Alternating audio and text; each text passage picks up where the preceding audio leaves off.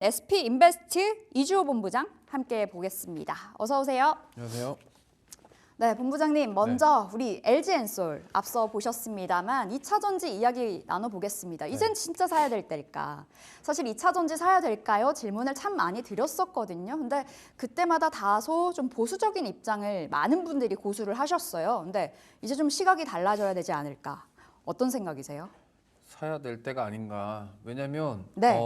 안 보기에는 너무나 좋은 뉴스들이 계속 나오고 있습니다. 특히나 지금 보면은 LG에너지솔루션부터 계속적으로 지금 뭐 여러 가지 예. 공급에 대한 얘기가 나오고 있잖아요. 그럼 이러한 얘기들이 지금 삼성 SDI랑 완전히 반대 상황이거든요. 그래서 삼성 SDI는 신저가를 경신을 하고 있고, 근데 그에 반해서 2차 전지가 계속 안 좋다 얘기가 많이 나왔지만, 그럼에도 불구하고 LG엔솔은 지금 뭔가를 보여주고 있다라는 네. 점. 그렇다고 한다면 지금 만약에 지금 이런 상황에서 지금 우리나라 금투세 폐지부터 시작해서 이제 연준에서 지금 금리 인하를 또 했죠. 네. 그래서 계속적으로 이제 금리 인하에 대한 흐름이 나온다고 한다면 아무래도 지금 가격적인 매력은 2차 전지 쪽이 좋고 반도체랑 2차 전지 둘 다 가격적으로 매력이 괜찮은데, 그럼에도 불구하고 지금 2차 전지는 오히려 수급적으로 조금 더 유입될 수 있는 가능성이 있다라는 점. 왜냐하면 네. 그동안 업황이 안 좋았는데 지금 여러 가지 이러한 상황들로 인해서 앞으로 업황이 좋아질 가능성이 높다라는 점.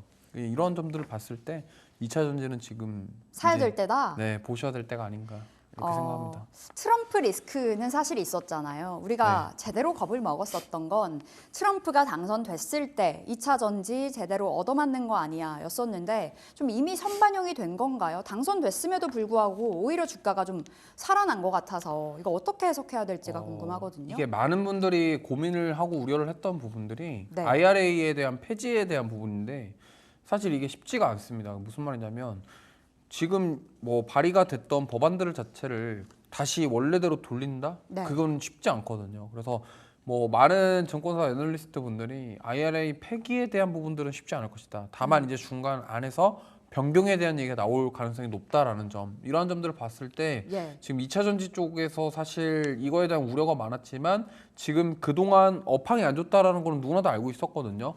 근데 그 안 좋음 속에서도 이제 앞으로 만들어 나간 것에 대한 부분들이 네. 좀 우리가 기대해 볼 만하지 않나 이렇게 생각을 하고 있고, 또 한 가지 더 말씀드리면 이 일론 머스크가 또 변수예요. 그러니까 왜냐하면 트럼프를 공개적으로 지지 선언을 했는데 네. 일론 머스크가 사업하고 있는 걸 보면은 전기차 사업을 하고 있단 말이죠. 그렇죠. 그러면은 사실 뭐 이게 뭐 저는 제 개인적인 사견입니다만, 이게 일론 머스크가 뭐 이렇게 사적으로 또 트럼프한테 얘기를 해가지고 이거를 폐기하는 건 옳지 않다 이런 얘기 조언을 할 수도 있어요. 왜냐면 일론 머스크는 기업가잖아요. 그러면은 그렇죠. 만약에 그 IRA에 대한 부분들이 폐기가 되면은 테슬라도 뭔가 조금 어느 정도는 타격이 있지 않을까, 이러한 점들을 봤을 때 좀 제가 봤을 때는 폐기보다는 축소나 변경. 변경이라던가 축소, 보조금 축소하는 쪽으로 방향이 잡혀지지 않을까 이렇게 생각을 하고 있고, 타겟은 아마 중국이 되지 않을까 싶어요. 그러니까 우리나라 같은 경우는 좀 우리가 기대해 볼 만한 게, 사실 이게 중국 쪽으로 쏠림이 나오고 우리나라에서는 좀 피해가 네. 최소화되는 선으로 좀 마무리가 된다고 한다면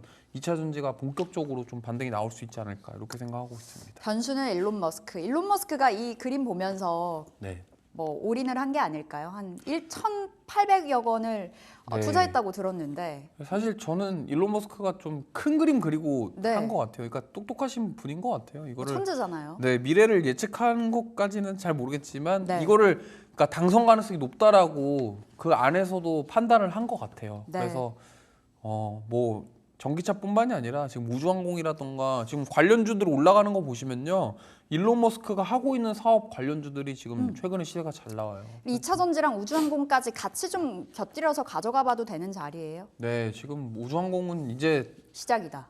뭐 거의 뭐 빛을 발하려고 하고 있는 네. 그런 상황이 아닌가 이렇게 생각합니다. 알겠습니다. 2차 전지 지금 사야 될 때다 말씀 주셨는데, 최근에 시세가 강한 쪽은 리튬이랑 양극재, 원체 시세가 연속적으로 흘러가는 구간이고, 셀까지 함께 본다면 지금 셀, 리튬, 양극재 어디를 봐야 돼요? 사실 지금 LG에너지솔루션 봐야 되는 게 맞고 그 외에 이제 엔솔 밸류 체인을 가지고 있는 기업들 위주로, 특히나 지금 계속적으로 이슈가 나오고 있는 리비안에도 원통형 배터리잖아요. 지금 벤츠부터 시작해서 테슬라 다 원통형 배터리 쪽이거든요. 네. 물론 그 스페이스 X 쪽에 납품하는 부분들은 좀 더 확인이 필요하지만 어쨌든 지금 원통형 배터리에 대한 모멘텀이 있기 때문에 그동안 잘 나갔던 양극재 기업들보다 원통형 배터리와 관련된 기업들 이런 쪽으로 좀 집중해서 보시면 좋을 것 같습니다. 그럼 탑픽은 LG엔솔로 봐야 될까요? 오늘 탑픽은 저는 포스코 퓨처엠 가져왔어요. 포스코 퓨처엠. 네, 왜냐면 물론 LG에너솔루션 좋지만 네. 포스코 퓨처엠이 지금 가격적으로 저는 매력이 있다고 생각하고 있고 작년에 진짜 무섭게 올라갔다가 그렇죠. 제대로 꺾여 네. 있는 한번 자리인데. 올라가기 시작하면은 힘이 정말 있기 때문에 특히나 이제 우리나라에서 음극재 생산하는 회사가 많이 없는데, 그러니까 이 포스코 퓨처엠은 음극재 자체 생산에 대한 기능도 그 영향을 가지고 있다라는 점. 네. 그리고 지금 LG엔솔과 지금 포스코 퓨처엠은 7년 동안 지금 거의 30조 원 가까운 계약이 이미 된 상태예요. 그러니까 양극재를 이미 계약을 해놨다라는 거죠. 그러면 여기서 만약에 LG에너솔루션에 대한 호재성 이슈가 계속 나온다 그러면 포스코 퓨처엠도 저는 동달아서 따라 올라갈 가능성이 높다고 생각합니다. 네. 그렇기 때문에 가격적으로 지금 괜찮은 자리고 저는 한번 도전해 볼 수 있을 만한 그런 가격대다 이렇게 생각합니다. 포스코 퓨처엠이 탑픽이었습니다. LG엔솔 봐야 되고 포스코 퓨처엠까지. 그럼 포스코 퓨처엠은 지금 자리에 어디까지 내다볼 수 있을까요? 저는 일단 목표가는 26만 원까지 제시를 해드리겠고요. 손절가는 타이트하게 20만 원 20만 원. 잡고서 대응해 보시면은 반등을 한번 노려볼 수 있지 않을까 이렇게 생각하고 있습니다. 26만 원이면 좀 넉넉하게 잡아야 되는 가격일까요? 시간을요? 뭐 이게 올라가는데 그렇게 오래 안 걸릴 것 같아요. 한 만약에- 번씩 튀면 네, 바로바로. 한번 세게 올라가면은 충분히 한번 트라이 해볼 수 있는 가격대라고 생각을 하고 있고 지금보다는 굉장히 좀 높아 보이잖아요. 예. 근데 생각보다 빠르게 올라간다고 한다면 뭐 단시간에 도달할 수 있지 않을까 이렇게 생각하고 있습니다. 네, 포스코 퓨처엠 26만 원 목표가, 손절가는 20만 원 잡아보겠습니다. 자, 다음으로는 우주항공 앞서서 좀 말씀을 좀 주셨는데요. 확실히 봄이 온 것 같아요. 원체 소외가 되어 있었던 섹터였었잖아요. 우주항공도 통신 장비도 그렇습니다. 근데 이제 트럼프 관련해서 계속해서 좀 밀어주기가 나오지 않을까라는 생각이 드는데 어떻게 보세요? 일단 지금 제가 봤을 때는 이게 그러니까 머스크가 전기차 다음으로 노리는 메인 사업이 우주항공인 것 같아요. 스페이스 X. 네. 그리고 지금 어떻게 보면은 일론 머스크가 하고 있는 사업들이 전부 다 미래 산업이잖아요. 네. 4차 산업이고 그래서 뭐 자율주행도 있고 우주항공도 있고 뭐 ESS도 있는데 사실 이쪽은 지금 일론 머스크가 결국에는 궁극적으로 지금 트럼프와 함께 만들어 나가려고 하는 사업 자체가 네. 이쪽인 것 같다라는 점. 그러면서 지금 시장에서 먼저 반응하고 있다. 왜냐하면 딱 트럼프 당선되고 나서 그 이후부터 지금 우주항공주들이 움직이기 시작했어요. 근데 원래 그 전에는 움직임 별로 없었거든요. 그럼 뭐냐면 이제 일론 머스크에 대한 영향력이 지금 어떻게 보면은 최근에 트럼프 트레이딩, 해리스 트레이딩이었다면 지금은 머스크 트레이딩이란 얘기까지 나오고 있는 상황이라서 네. 지금 우주항공주들은 지금 조금씩 움직이고 있고 특히나 우주항공 관련주들 중에서 방산이랑 겹치는 종목들이 많이 있어요.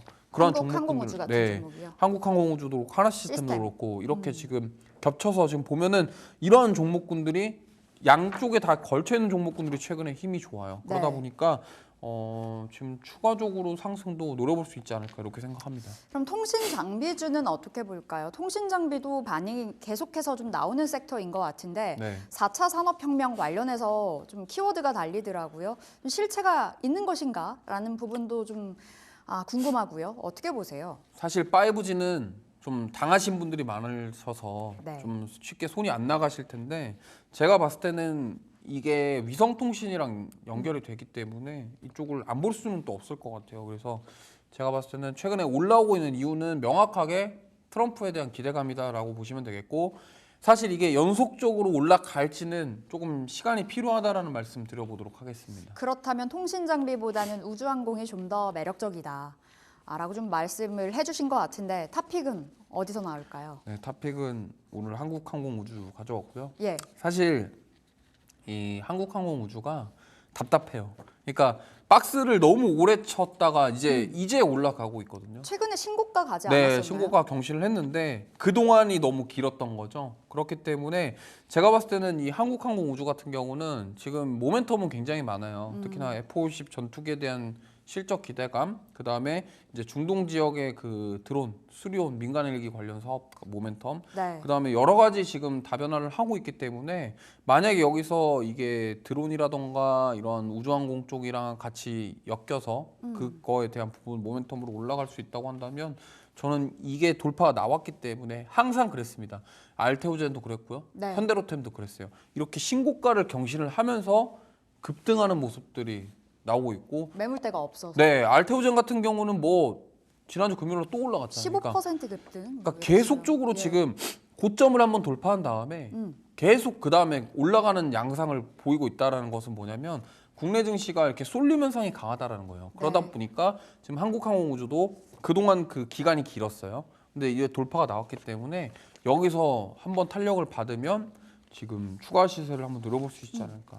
이렇게 최근에 신고가 넘어섰고 63,000원이 종가인데요. 목표가 네. 어디로 설정해 볼까요? 네, 저는 일단 목표가는 7만 원 7만 제시를 원? 해드리고 손절가는 58,000원 보시면서 한번 이 좀 변동성이 그렇게 크진 않아요. 그렇기 때문에 그럼에도 불구하고 과거를 보면은 진짜 2만 원에서 10만 원 가는데 정말 엄청나게 짧은 시간에 올라갔거든요.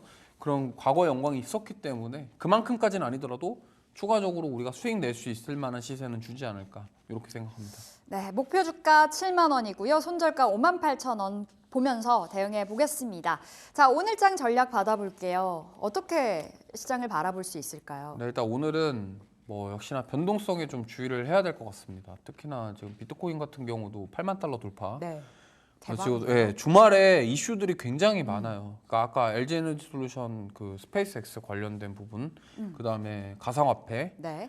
그리고 뭐 알테오젠. 뭐 제약바이오도 봐야 네. 되겠고 조선도 봐야 되겠고. 그러니까 지금 워낙 이렇게 이슈들이 많은데 네. 과연 이 중에서 어디 쪽으로 수급이 쏠려갈까? 또 외국인들은 어떻게 반응을 할까? 그리고 원달러 환율은 어떻게 움직일까? 이러한 여러 가지 것들을 다 고민해 보시면서 집중되는 수급이 집중되는 쪽으로 좀 가시면 좋겠고, 다만 이제 변동성은 주의를 하셔야 될 것 같아요. 변동성 주의하시면서 이제 외국인들 수급이 들어오는 쪽 체크해 보시는 게 좋을 것 같습니다. 시간 한 1분 정도 있어서요. 네. 제약바이오 지금 원체 잘 가잖아요. 알테오젠은 이제 보유자들의 영역으로 봐야 되겠죠. 근데 30만 원 선부터 사실 보유자들의 그렇죠. 영역일까요? 네. 질문했었는데 이미 훌쩍 넘어섰거든요. 어떻게 해야 돼요? 저는 이제 신규로 들어가기가 이게 이제는 안 되겠죠. 정말 쉽지 않을 것 같아요. 근데 이게. 아니 계속 가니까. 예. 그러니까 계속 가니까 따라갔는데 거기가 하필 고점일 수도 있어서 그거에 대해서는 좀 주의가 필요하고요. 아무래도 SC 제형 이거가 중요한 게 아니라 지금 ADC 쪽이거든요. 결국 이 ADC 관련 종목군들이 후발 시세가 나오지 않을까. 뭐 리가캠 바이오라던가 ABL 바이오라던가 뭐 이런 쪽으로 좀 네. 후속주들의 움직임을 주의해 보시면서 ADC 쪽은 대응해 보시는 게 좋을 것 같아요. 비만 치료는 어떻게 보세요? 금요일에 시세 좀 강하게 나왔었거든요. 네, 지금 보면은 이게 결국엔 알테오젠이 그러니까 플랫폼 네, 기술 이전이죠. 그렇죠. 그러면은 지금 비만 치료제도 그렇고 플랫폼 기술을 가지고 있는 기업들 위주로 오늘 추가 시세 나올 가능성이 높다라고 봐요. 네. 그렇기 때문에 펩트론도 그렇고 지금 플랫폼 기술을 가지고 있는 기업들 제약바이오 위주로 보시면 좋겠고 CDMO도 계속적으로 팔로우업 하시면 좋을 것 같습니다. CDMO까지. 네. 제약바이오는 지금 자리 봐야 된다. 라고 좀 답변을 받아보면서 오늘 궁금한 종목 Y 마무리 지어보겠습니다. 자, 오늘 SP인베스트 이주호 본부장 함께했습니다. 말씀 고맙습니다.